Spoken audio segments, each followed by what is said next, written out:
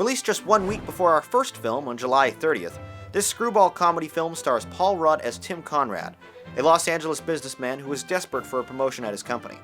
When his boss, played devilishly by Bruce Greenwood, invites him to a dinner party, where everyone is required to bring along the saddest, most pathetic idiot they can find, Conrad decides to bring Steve Carell's character, in hopes he'll be dumb enough to get him that promotion. Right away, the plot seems unrealistic, overly convoluted, and at times too dramatic, making the bizarre situations and motivations of the character even more baffling. Almost every scene in Dinner for Schmucks feels like a bad sitcom, to the point where you are literally embarrassed for the characters, and wonder why they don't just communicate better in the first place to avoid all of the messes they get themselves into. I also found issue trying to root for a protagonist who, for most of the 114-minute runtime, is essentially exploiting the stupidity of an unknowing victim, who besides being awkward and weird, is actually just a nice guy. Basic story problems aside, there is a lot to enjoy here.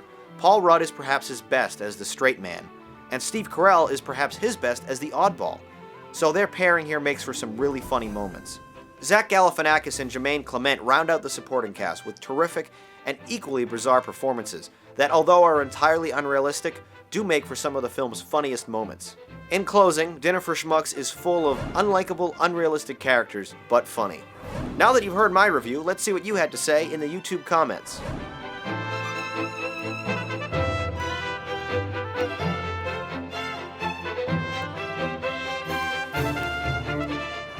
Okay, here's the Rate-O-Matic to show us how we both rated Dinner for Schmucks. A good and a cool.